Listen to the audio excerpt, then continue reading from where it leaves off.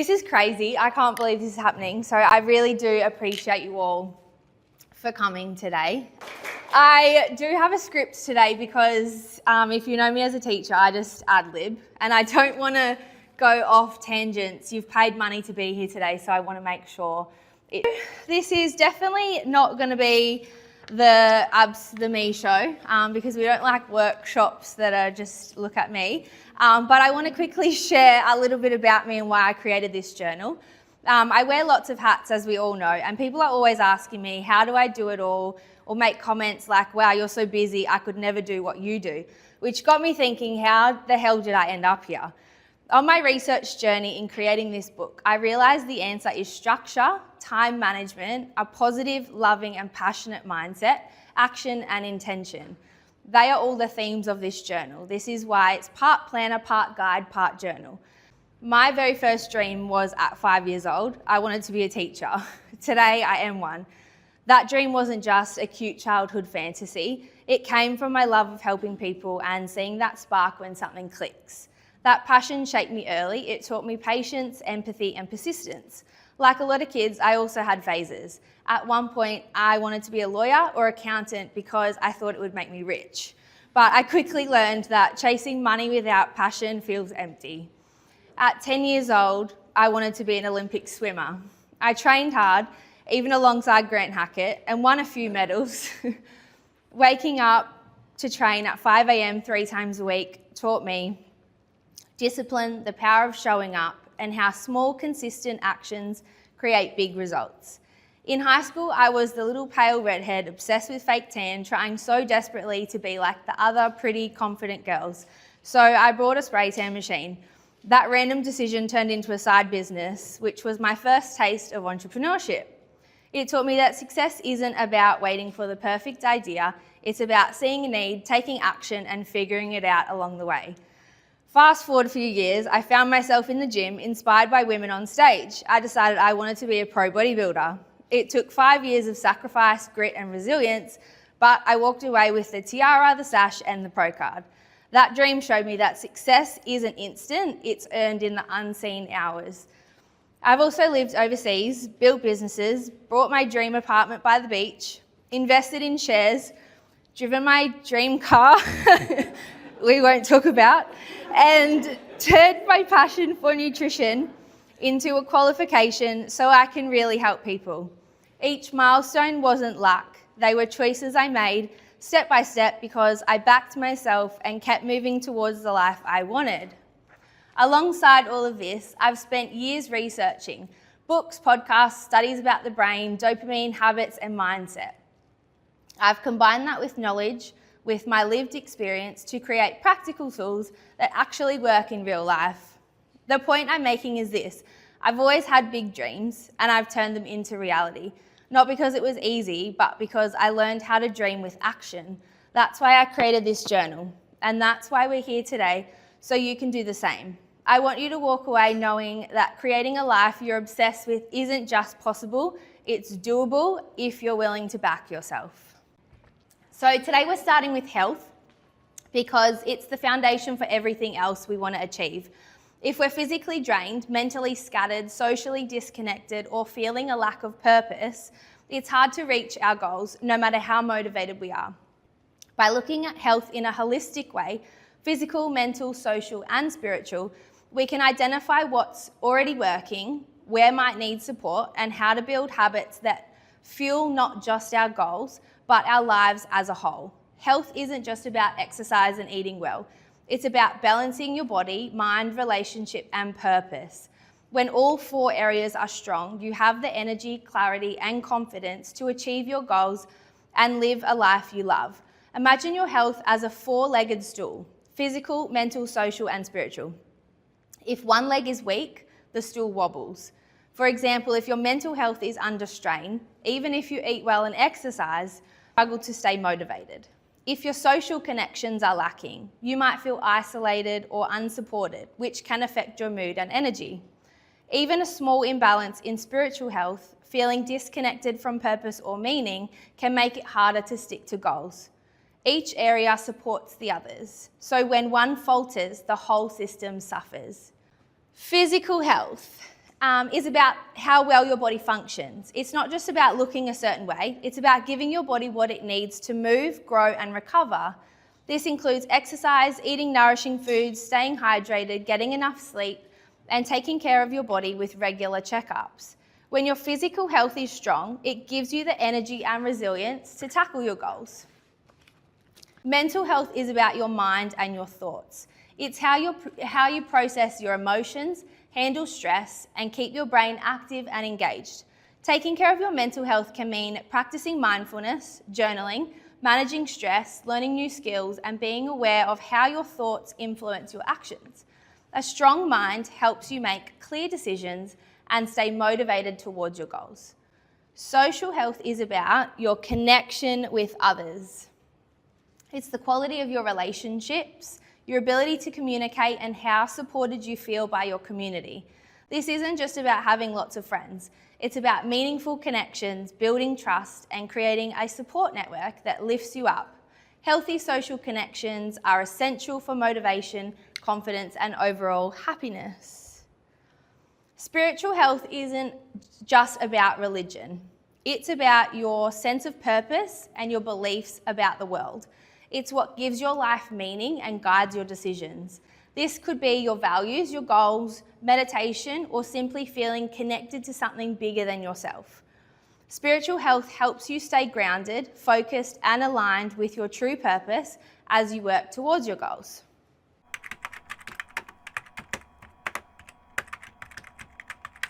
A goal like, I want to get fit, is vague. The problem is it's not clear and your brain doesn't know what action to take. So let's make it smart. I will attend the gym 3 times a week for the next 8 weeks and track my workouts in an app. The difference is it's specific. Gym 3 times, measurable, you're tracking your workouts, achievable, 3 times is realistic, relevant, it supports the bigger goal of fitness, and time-bound, 8 weeks.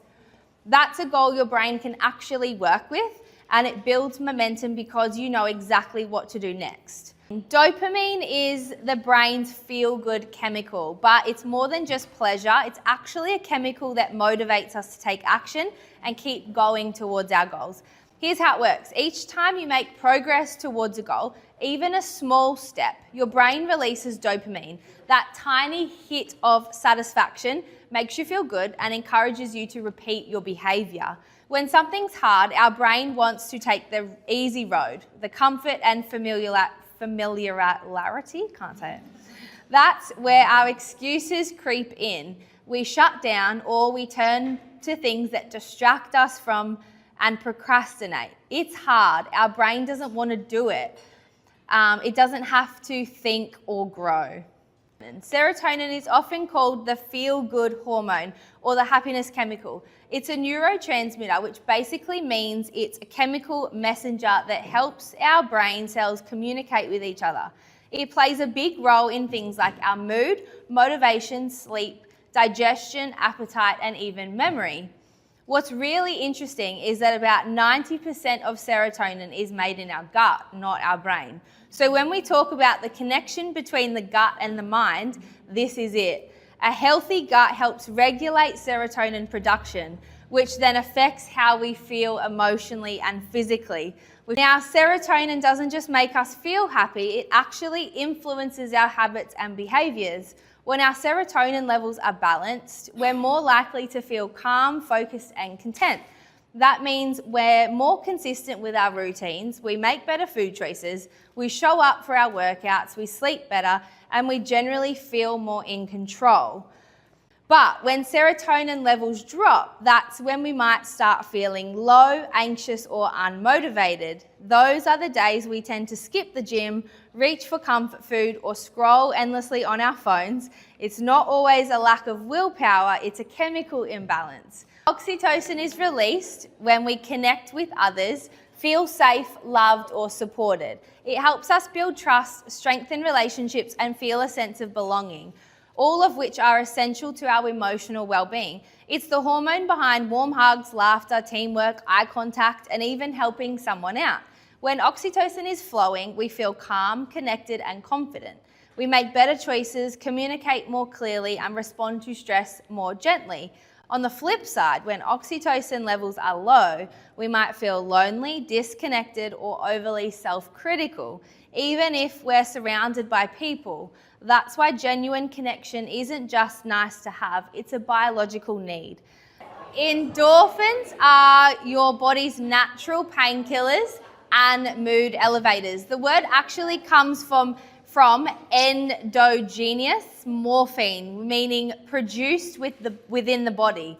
They're released when we move, laugh, experience pleasure, or overcome challenges. Basically, whenever we push ourselves in a positive way, endorphins help us manage pain, reduce stress, and feel a natural sense of euphoria or satisfaction. When you think about habits, most people focus only on willpower. But the truth is, habits aren't about discipline, they're about systems. And one of the most powerful systems to understand is the habit loop. Every habit has 3 parts: the cue, the routine, and the reward. The cue is what triggers the habit.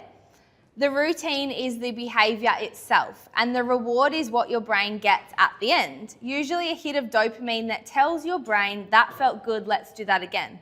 Let's think of an example. Maybe you feel stressed, that's the cue. So you scroll in your phone, that's the routine. And it gives you a temporary sense of relief or distraction, that's the reward. The brain learns stress, scroll, relief. And that loop becomes stronger every time you repeat it. The key to success with habit stacking is choosing something small and realistic. So your brain says, yes, I can do that. Over time, these tiny habits add up and create huge change. It takes conscious thought and decision to create and rewire a new habit. And because it's hard and not familiar, it doesn't stick because it isn't yet in our subconscious state.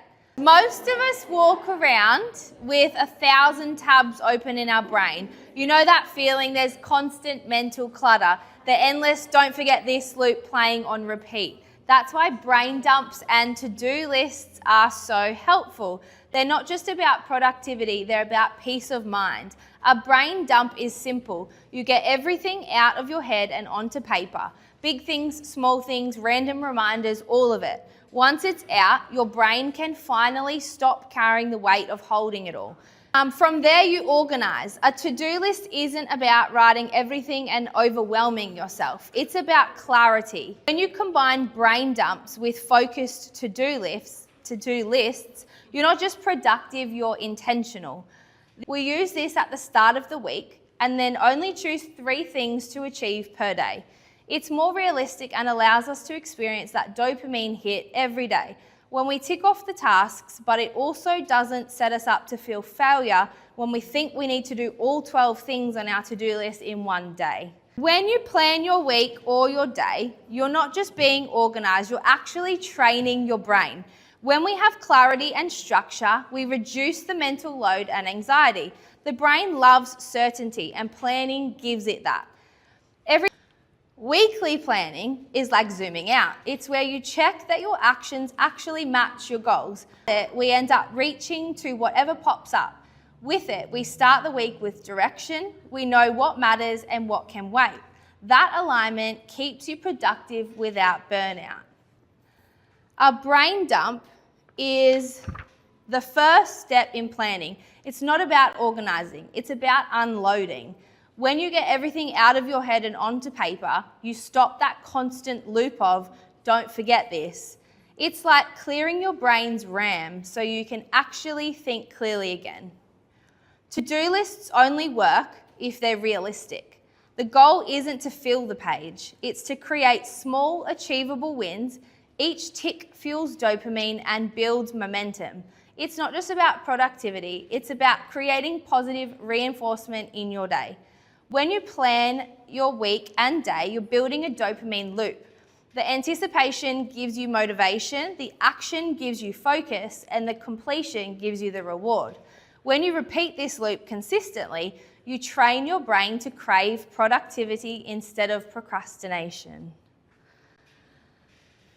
I am versus I want. I want keeps your goals in the future. It's like saying, I want to be healthier, I want to be more confident, I want to be successful, But when we live in I want mode, we're always chasing. We never quite arrive because it's always something that's out there. When you shift to I am, you step into alignment with the future version of yourself. Saying I am someone who takes care of my health, I am confident, I am successful in the way I show up each day, it turns our goal into identity. And when you consistently embody I am, you don't just move towards where you want to go, you live it. You collapse the gap between who you want to be and who you already are, one aligned choice at a time.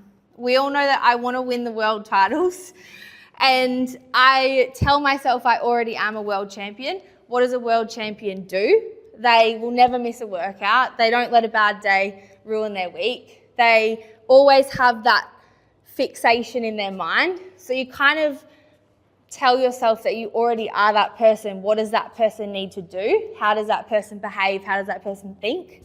And yeah, that's kind of how you change your mindset into that positivity. A lot of people were saying they struggle to think about the positives in their life. You think about the person that you want to be and then backtrack, what does that person do? What do they say? What actions do they take? And you kind of start adopting those.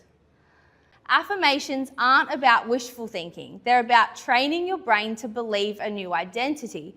When you say, I am confident, even before you truly feel it, you're teaching your brain to see yourself that way. The brain doesn't know the difference between imagination and reality, which is why visualization is so powerful. When you picture yourself as the person you want to be, healthy, organized, brave, and successful, your brain begins to look for ways to make that vision real. Which then brings us to systems, something that makes or breaks your progress. Motivation versus discipline versus systems. We often wait for motivation to strike, but motivation is like a mood. It comes and goes. If you rely on only motivation, you'll only take action when you feel like it. That's where discipline comes in. Discipline is about doing the thing even when you don't feel like it. It's a muscle. The more you practice, the stronger it gets. But discipline still requires energy, and willpower is limited. That's why the real game changer is systems. Systems are the routines, structures, and environments that make success inevitable. They remove decision fatigue and automate your progress. For example, motivation says, I feel like going to the gym today. Discipline says, I'll go even if I don't feel like it. But systems say, my workout clothes are ready, my plan is set, my gym is booked into my calendar, it's just part of my day, I go there on the way home from work. Not depending on willpower, you're building an environment where the path of least resistance takes you where you want to go. So motivation can spark you, discipline can carry you, but systems, they guarantee you'll keep moving forward step by step towards the life you want. All right, when we look at reflections, one of the most powerful practices in this journal and in life is critical reflection. Reflection is how we close the loop between action and growth. Without it, we're just moving, but with it, we're learning, adjusting, and aligning.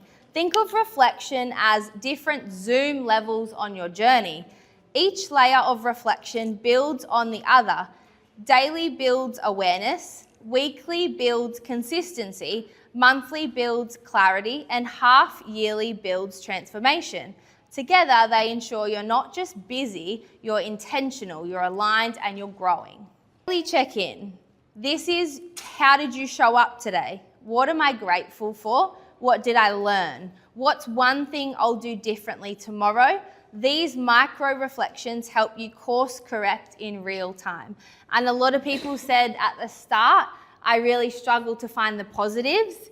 If you do this every single day, what's a blessing that happened to you? Even on the worst of days, if you train your brain to look for the positive thing, like some silly thing, I pull up to the gym and my park is always free. Like I park in the same car park every single day. It doesn't even matter if it's Sunday and church is on and the park's busy. My park is always there. So some days nothing good might have happened, but if you acknowledge that that was still a blessing, that's a blessing. Weekly reflection helps you see the trends in your actions and emotions. Monthly reflections give you clarity and help you reset intentions for the next chapter. Sometimes you might not actually achieve what you set out to achieve that month. Then you think about why. What got in the way? Can I change that for next month?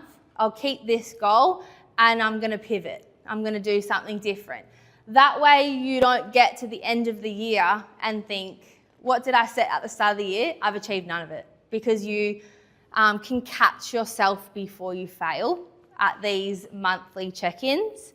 And it's also, like I said at the start, it's not about being negative and thinking, I didn't achieve that, I'm terrible, I'm my own worst enemy. It's really delving deep into why. What's stopping me? Am I actually choosing something that's unrealistic? Got our half-yearly reflection. This is your deep audit. Who am I becoming? How have I grown in the last 6 months?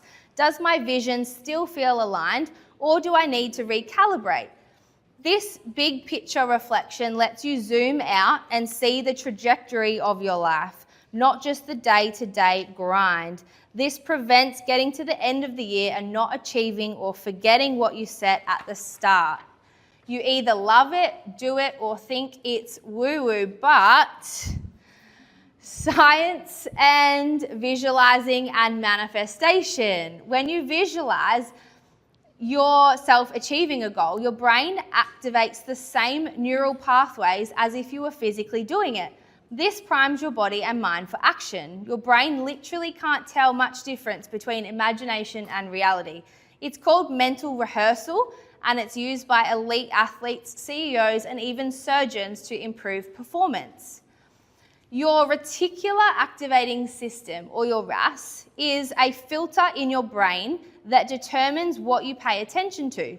When you get clear on your goals and visualize them, your RAS starts noticing opportunities, people, and situations that align with that goal, things you might have missed before.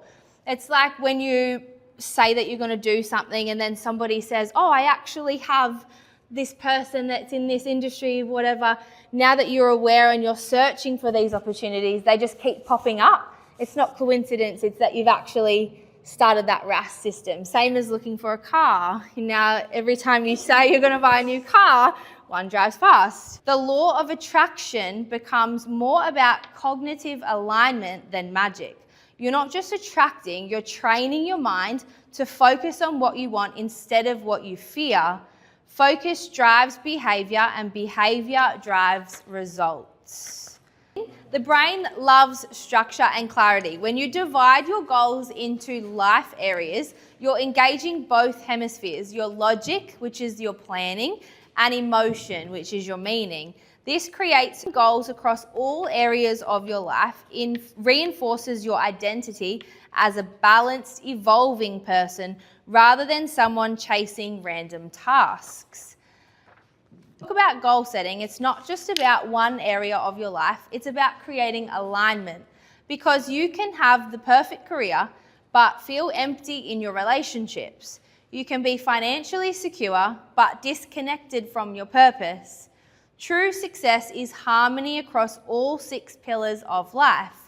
That's why there is the pillars at the start. So you really think about each element of your goals, what you really want to achieve, and they're your whole year goals. Some things might actually be bigger than 1 year, some things might be 5 years, and it's okay if you don't achieve all of those things in that year, but it also gives you a bit of a roadmap into what you really do want to achieve.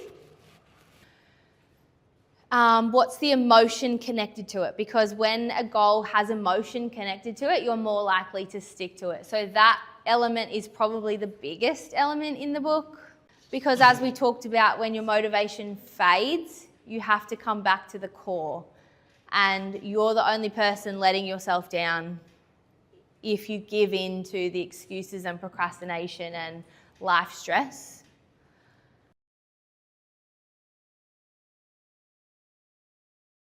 From those, you then create your habits. So each day is where you put your to-do list, your actions, your thoughts. That's the action that's the hardest bit.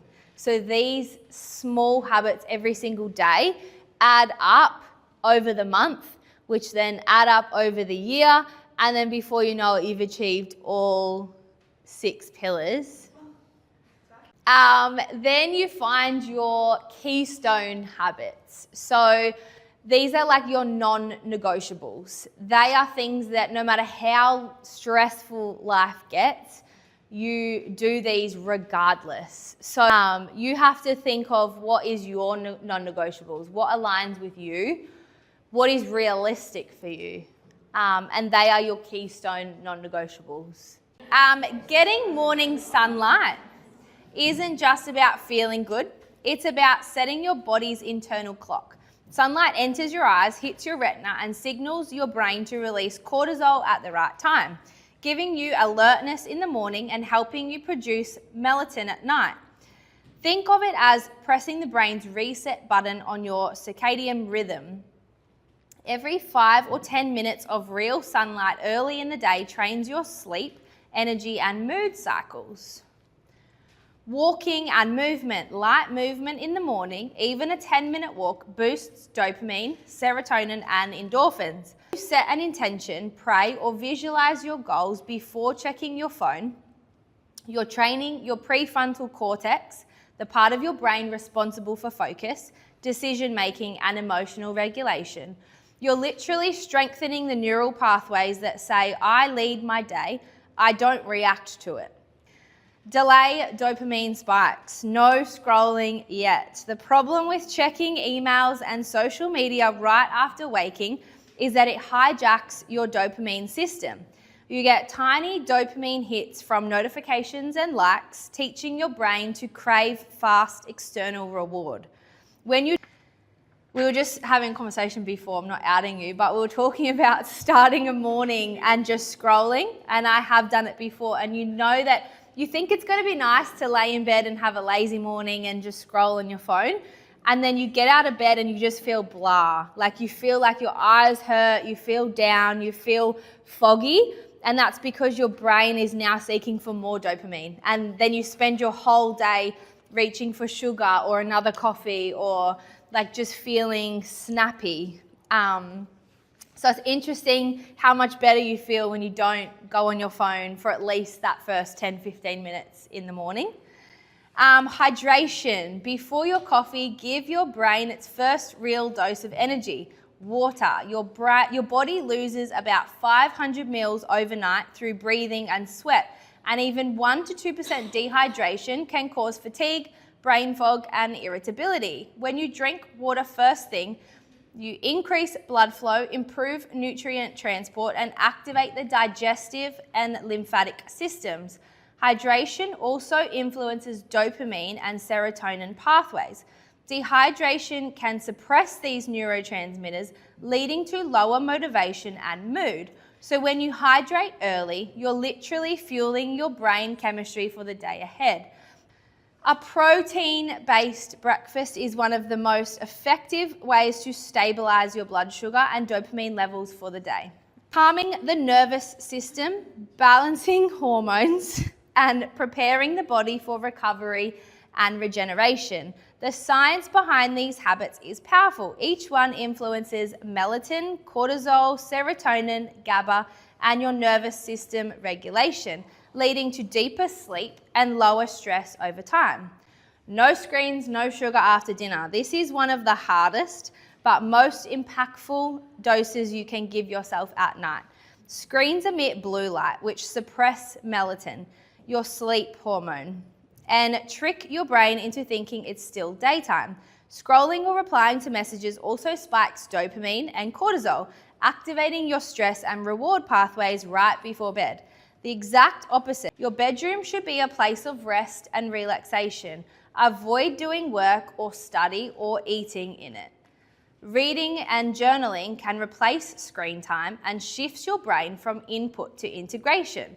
Reading helps lower stress and activates the imagination instead of the stress response.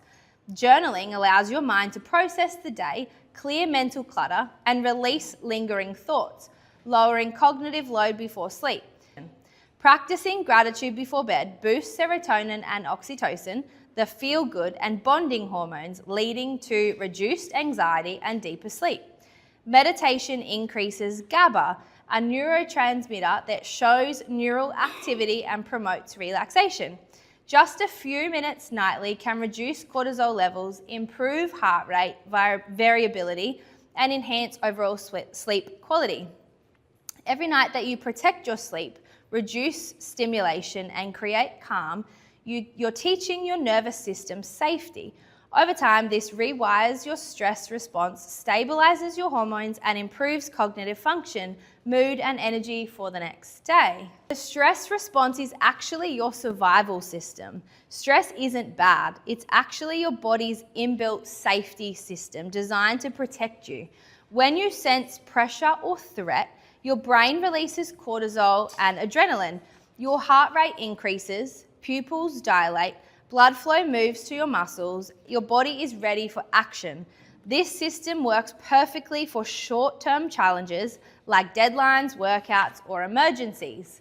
The problem is that in today's world, that system rarely turns off. Constant notifications, rushing, comparison, caffeine, and lack of sleep keep the cortisol levels elevated long after the threat has passed. Chronic stress rewires the brain, shrinking the hippocampus, which is your memory, overacting the amygdala, which is fear, and suppressing the prefrontal cortex, your focus and rational thinking. Over time, this leads to fatigue, poor sleep, anxiety, inflammation, and even weight gain. In other words, stress becomes the default setting instead of an occasional response. You can't avoid stress, and you don't need to. The goal isn't to eliminate stress, it's to regulate it. Every time you pause to breathe, gratitude is one of the highest emotional vibrations we can experience. When we're in a grateful state, our energy literally expands. When we shift from scarcity to abundance, from fear to trust, quantum physics and energy studies show that emotions carry frequencies, and gratitude resonates at a level that promotes harmony, healing, and attraction. When you express gratitude, cortisol, your stress hormone, drops by up to 25%. Meanwhile, your parasympathetic nervous system activates, slowing your heart rate and reducing blood pressure. This creates a psychological state of calm that tells your body you're safe. The more often you feel gratitude, the more your brain learns to return to that state. It's literally a built-in stress antidote. Gratitude journaling is one of the most effective dose-effect habits because it combines thought, emotion, and repetition. Writing it down, not just thinking it, strengthens neural pathways linked to positive thinking and pattern recognition. Over time, your brain becomes better at noticing what's going right rather than scanning for what's wrong. So, that's it. Does anybody... Thank you.